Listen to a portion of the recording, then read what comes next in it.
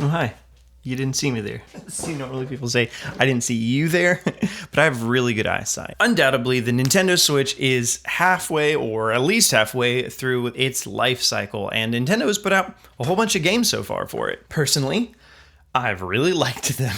And we know there's more games to come, but seeing as we're, pretty far into the life cycle of the Switch, I wanted to take a minute in this video and ask the question, how well are Nintendo's games on the Switch representing their franchises as a whole? Ideally, one day, series like F-Zero and Golden Sun or whatever will be represented on this list, but for today, they're not. So how do these Nintendo first-party franchises hold up on the Switch?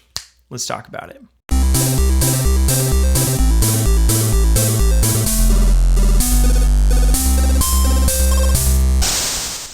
So I'm doing something a little bit different for this video. Usually our videos are pretty scripted, but this one is not. So here we are, unscripted. So I've got tier list maker up, and very quick caveat before we get started. This is gonna be very subjective. I'm sure there's a lot of things that I'll put on here that you will disagree with, and that's fine. You can go make your own tier list if you want. I'll put the link in the description, and then just tweet it at me at ParkerDeal or at fanatixfour. I'd be very interested to see how you feel about these versus how I do. Also, probably gonna contradict myself a good bit because I've done that in the past in other tier list-ish videos that I've done, and that's okay. You know what? Feel free to correct me as much as you want in the comments. I know it's gonna happen, so that's fun. And the last bit is that, again, I'm only doing Nintendo first-party stuff. Even that is a little hard to define sometimes, but that's a lot easier than also adding in Bravely Default 2 and Octopath Traveler and stuff, because those were published by Nintendo, maybe, yes, and they were exclusive, but some of them just for a little while. So you know what? We're just not going to add any of them in. Also not going to add in like Tetris 99 and stuff. Not because it's not a great game, but because I don't know, we're just not doing it. And with that, let's get started. So the first thing we're going to do is rename each of these categories, because I didn't want to just do A, B, C, and D and all that stuff because, I don't know, A, less fun, B, yeah, whatever. It just didn't want to do it. So we're going to rename each of these. First one's going to be maybe too good. Like if you played the games on the Switch, you'd be like, this is the best franchise of all time. And maybe that's better than it's ever been. Not a problem, just the way that it is. Second one, that there is a franchise. Just like, that's a franchise. I get it. I'm getting the idea of what's going on as a whole with that franchise. These all make more sense as I talk about them with games in specific. So that there's a franchise. Another one down. You get the picture. That's it. You get the picture. After that, I guess it couldn't hurt. And lastly, only some fans. That is a joke on the thing. But it's got some fans. Again, I don't have to keep saying this. It'll make sense when we get to it. And then lastly, I just made a little placeholder one because I hid which games we're going to be talking about to create a little bit of suspense. But I got to put something somewhere so you can kind of see what it is we're talking about. So let's get going. Number one, Fire Emblem. You're probably thinking to yourself, there's only one Fire Emblem game on the Switch anyway, so can't be that high up. And you'd kind of be right, but also there's kind of four. So let's talk about that. Of course, Fire Emblem Three Houses, but then also Fire Emblem Warriors and Tokyo Mirage Sessions Sharp FE and Fire Emblem Shadow Dragon and the Blade of Light. Oh, and I guess I should mention, I'm not including anything NES or SNES online. If it's on there, it's just not being included on here. So in my opinion, as a brand new Fire Emblem fan, I think this actually places it pretty high up there, except then it knocks it back down because we technically have four, but now we only technically have three because Fire Emblem Shadow Dragon and the Blade of Light was localized for the 30th anniversary, but then was taken down at the end of the 30th anniversary. We only have those three games. So something about that, only one of them's mainline, two of them are spin-offs, and they might be the best spin-offs ever. I know a lot of people love Tokyo Mirage Sessions Sharp FE, but in terms of representing the whole franchise, like Fire Emblem is pretty big, so not having that second mainline game definitely takes it down a notch. So I think you get the picture, you get a pretty good idea for what Fire Emblem is, but not the whole concept. And I say that as a new fan who's really enjoying Fire Emblem so far. Splatoon. In stark contrast to Fire Emblem, there are not that many Splatoon games. There was Splatoon 1 and then Splatoon 2.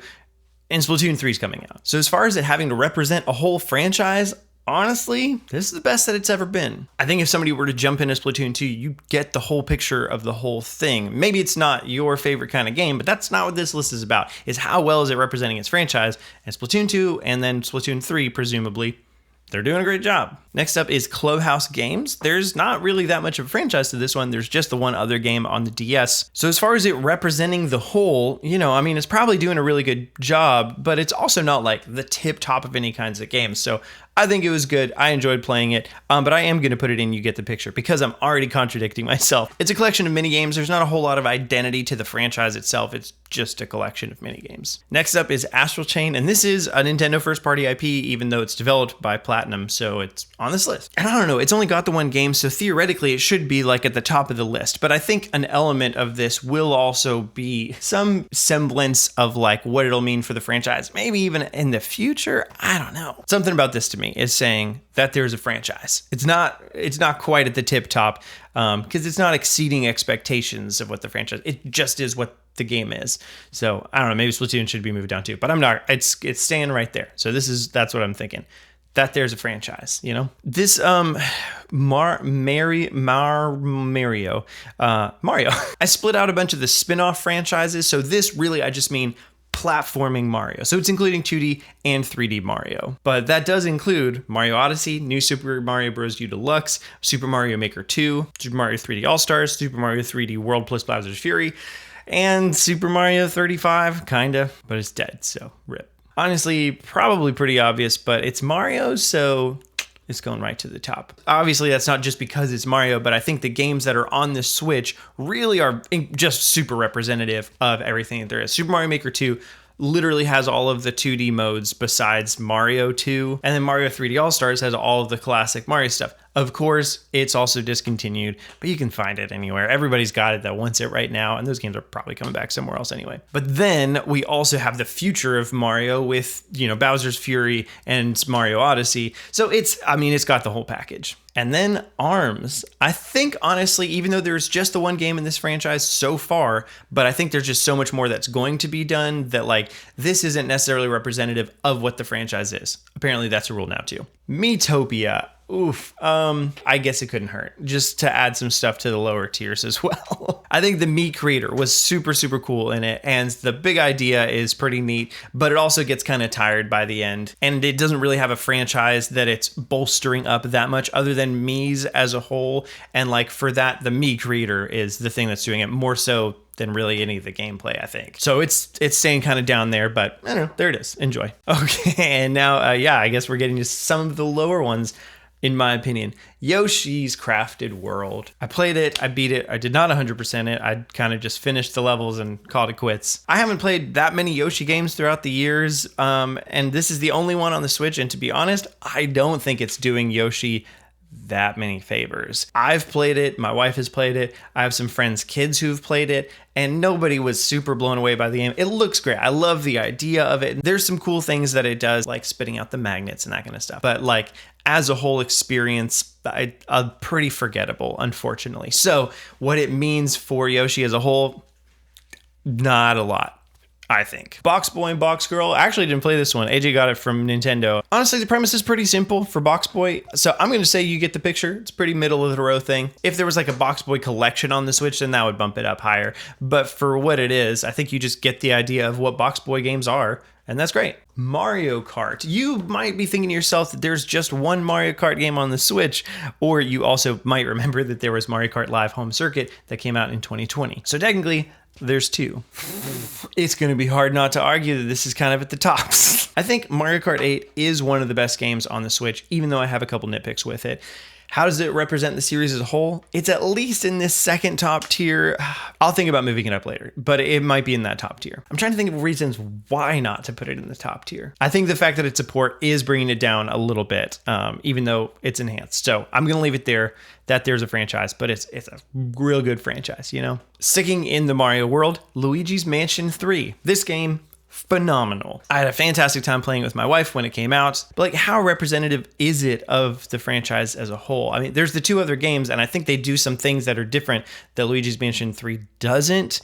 So I'm going to put it in the second highest tier, even though that game is great, but doing a remaster or whatever of Luigi's Mansion 1, I feel would really round out the experience of getting where it started and where it's come. Next up is Pokemon, and there's a bunch of Pokemon games that have come out on the Switch so far. Let's Go Pikachu and Eevee, Pokemon Sword and Shield, Shield, soon to be Brilliant Diamond and Shining Pearl, Pokemon Legends Arceus, Pokken Tournament, new Pokemon Snap.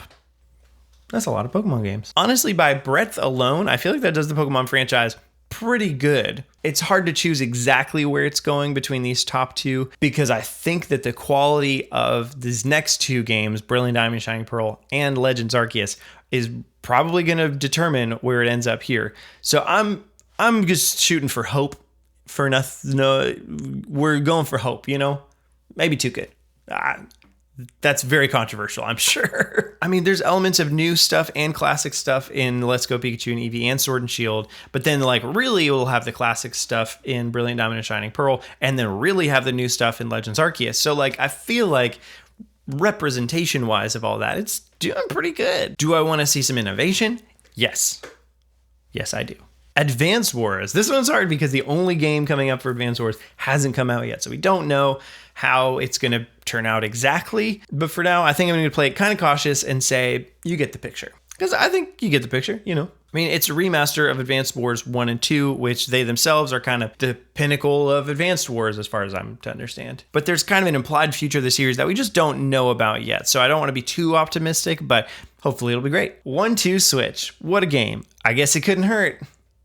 Next up is Mario Party, and this one also includes a game that's coming up. So not only is it Super Mario Party, but also Mario Party Superstar. And if we're being perfectly honest, Mario Party's kind of hit or miss in its legacy anyway. So there's an element to where this is doing a perfect job of doing one game that was like pretty good, but also had a bunch of issues, and then a new game that's a remake of old stuff that should be practically perfect in a lot of regards, but also is old stuff. So yeah. But in essence, it's fun. You know, that's the kind of the core of it. So I think that there's a franchise. It's going pretty high up there for being kind of middle of the row. And now Super Smash Brothers. I mean, if we're talking about franchise representation and then we talk about Smash Brothers, there's a meta element that I'm not going to gloss over. No, but for real, it's just going up there all the way at the top. It does a great job of showing this is what Smash Bros. Is. And like, there are some elements, sure, there's some missing things of classic games or whatever. And if you're really into Melee, then like maybe this is, it's not Melee, but it's definitely closest that it's ever been to representing the whole community. It's a fun game. That's it. That's a fun game. Paper Mario, which I'm actually representing here, not just for Paper Mario, but for Mario RPG. So if we also had a Mario and Luigi game on Switch, then that I would include that in here. I actually really enjoyed the game. I don't want to bandwagon or anything, but I don't think it's doing Mario RPGs themselves that big of a favor. So I'm going to say, I guess it couldn't hurt because I don't think it's going to hurt it. But there are some people that are mad, but on the other end, I think it balances out because there's other people that do enjoy what this game is for what it is. But it's not a Mario RPG, that's for sure. Famicom Detective Club. To my understanding, there are only the two Famicom Detective Club games that have been completely remade here on Switch. So as far as how it's doing for the series as a whole, freaking fantastic. There's a franchise, you know? I wouldn't quite say maybe too good, but for what it is for Famicom Detective Club, bang on. Animal Crossing, Animal Crossing, Animal Crossing. What do I have to say about you?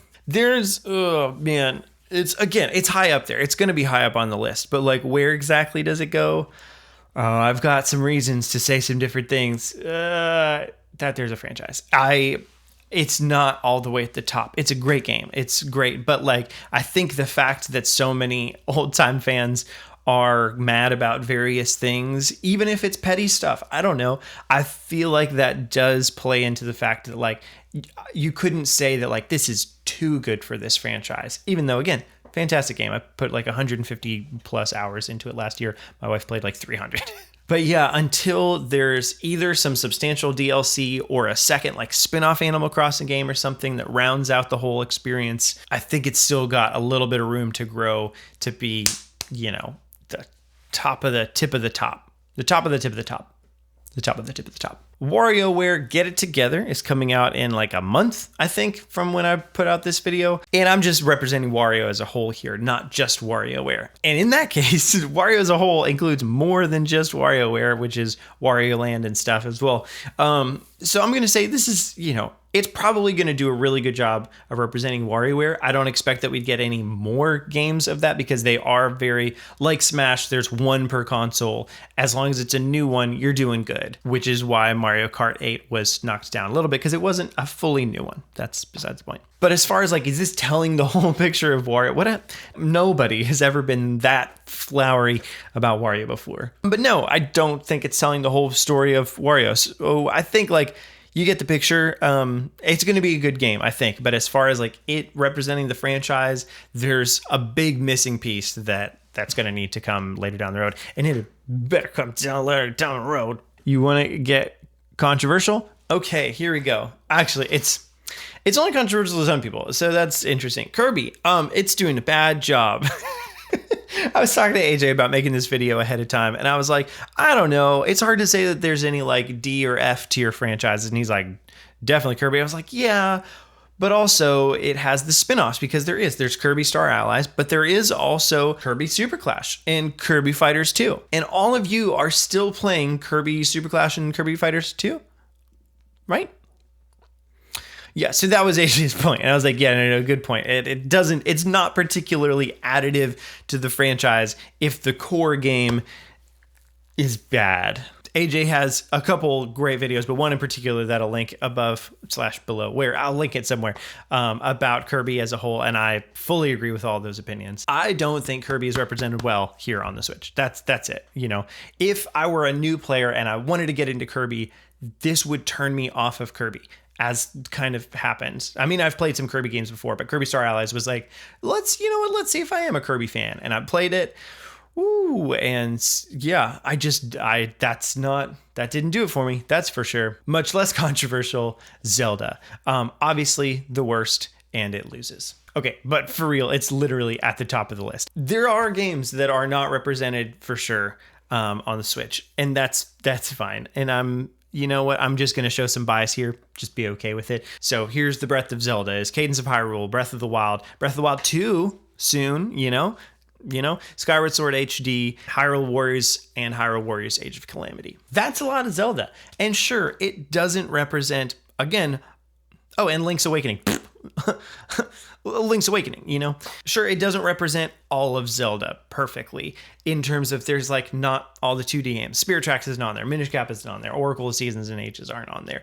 Those are like kind of represented within Link's Awakening, but, not fully. And we also don't have Twilight Princess or Ocarina of Time or Majora's Mask or Wind Waker. And some of those I feel like are represented fairly well in the other games, but like Wind Waker as an example, maybe not particularly represented between Skyward Sword and Breath of the Wild, but nevertheless, bias or not, it's at the top. Like if you wanted to get into Zelda, there is an experience for you in any of those directions. It might not be your favorite as a pre-existing Zelda fan experience, sure, but if you were like, I want to know what 2D Zelda is like, you can play some 2D Zelda. If you wanted to know what 3D Zelda is like, you can play classic 3D Zelda, or you can play new 3D Zelda, or you can play Zelda spin-off. So like, it's got game. My abs are bad. That was too hard to sit back up. We gotta keep cracking on here. Ring Fit Adventure. There's only the one Ring Fit Adventure game, but it's great. It does a good idea. You get the picture. Yeah, that's it. You get the picture. There's not a franchise yet. I don't know if there'll ever be a franchise. I hope they do DLC for it, but you get the picture. Sushi Striker. What a game. I played the demo and that was it. I know some people really, really like this game. There is only the one. There probably only ever will be the one. So I'm going to say, I guess it couldn't hurt. Like if they make another Sushi Striker game, this one's existence definitely doesn't hurt the next one's existence like some other games might. But also, I don't think it's begging for a sequel or begging for a franchise. So I guess it couldn't hurt. Pikmin is phenomenal. It's a very, very fun time. If you haven't played Pikmin 3 Deluxe, there's a demo. Go play that. But is Pikmin 3 Deluxe representative of the whole franchise? You know, actually, it's doing pretty good. I do think if they ported 1 and 2 to the Switch, that would be awesome. But we can't really expect that. So I'm actually going to put it pretty high up there. I feel like if you play this game, you've got a good idea. You know, some mechanics for sure are different from 1 and 2. The day stuff is easier, but I prefer that. So I'm not mad about it one bit. So I think it is representative pretty well of the whole franchise without being, you know, just above and beyond. And it's also a port, so it's not going to go on the top of the list anyway. Bayonetta 1 and 2 came over, and we are waiting on Bayonetta 3. I think however well Bayonetta 3 does as a game, however goodly it is gamely wise, will determine kind of where this falls on list. But for now, I'm going to put it on that there's a franchise. It's got 1 and 2, and those are both really widely acclaimed games. So good job, Bayonetta. You're doing it. You're doing a good job. Good job. All right, Labo. I guess a good heart. I'm also including Game Builder Garage in here. So you know what? I'm going to bump it up just 1. You get the picture. It is what it is. You know what I mean? It is what it is. Captain Toad. It's just the one spin-off. Like, I could have just included this in Mario stuff. So I don't know what this means for a franchise, honestly. So I think you get the pictures. The only place it can go, because it's not a franchise. Arguably, it could go even lower because of just that. But it's a great game. So what are you going to do? Metroid. I'm very excited about Metroid Dread. I'm very excited about Metroid Prime 4. I'm very excited about Metroid Prime Trilogy HD, should it ever come. None of them have yet, so hard to say for sure. Metroid Dread looks phenomenal. You know, I'm just going for hope. I'm expecting what I think of Metroid Dread is gonna be, but I'm banking on Metroid Prime 4 here, and on Metroid Prime Trilogy HD coming. If all those things happen, I can just be wrong. I don't care. It's just a list. Who cares? I'm putting it all the way at the top. Whoa, I didn't know I was going to do that. Yeah, I don't know. Metroid's going to be great. I think it's going to be like the Switch is going to be the Metroid console retrospectively. When it's all said and done, it'll be like, that's where Metroid just like, you know, blew things up, I guess, with its fist. Detroit Smash. Metroid Smash. You get it? I'm just putting it up there. You know, what can you do? It's just up there. Donkey Kong Tropical Freeze is a great game. How well does it represent Donkey Kong? Let me tell you this. It's one great game. No, I mean, honestly, it does do a pretty good job of like, that feels like the pinnacle of, I mean, platformers, but also specifically of Donkey Kong. So like, it's doing a good job. But Donkey Kong also is more than just the 2D platformer country style game. And I don't feel like it's representing Donkey Kong as a whole very well. It's a port also. So like, yeah, hard to say. I'm going to say you get the picture because I think you do, but there is more to Donkey Kong that's not being said right here. So it's, you know, it's really on Nintendo to make some stuff happen there. Xenoblade Chronicles. Xenoblade Chronicles 2 came out, and then Torna, so that's the second game, kind of, and then Xenoblade Chronicles Definitive Edition, which had Future Connected in it, so a little bit of extra stuff. And apparently, from the sounds of it, Xenoblade Chronicles 3 may get announced, I don't know, sometime, and then come out maybe 2022 or something like that. So how is this representing the franchise? Freaking fantastic, honestly. So I'm going to stick it all on up here. There's a franchise. I wouldn't quite say maybe too good just yet, but you could make a case for it. I'm not going to. I don't feel like it, but you could. Somebody could. And that is everything. I might be missing something, and it might have been intentional. So feel free to tell me what it is, and I'll let you know if it was intentional in the comments or not. Or maybe it wasn't, and something should be knocking all these out of the park, creating a whole new tier at the top or the bottom. I don't know. But for now, that's about what I've got. But again, I'm curious what yours are. So like, go to the link, do your own, and tweet it at me. And if you have any like interesting opinions on specific ones, like let me know in the comments. And also subscribe to fanatixfour for more content like this. I mean, maybe like this. Let me know if you like this, and then we can make more content like this every Tuesday and Thursday here at fanatixfour YouTube channel. And we've also got our podcast, youtube.com/directlyto. That's every Saturday at 10 a.m. Eastern time. And it's a grand old time. I think that's about it for me. So I will see you next time. Peace and blessings.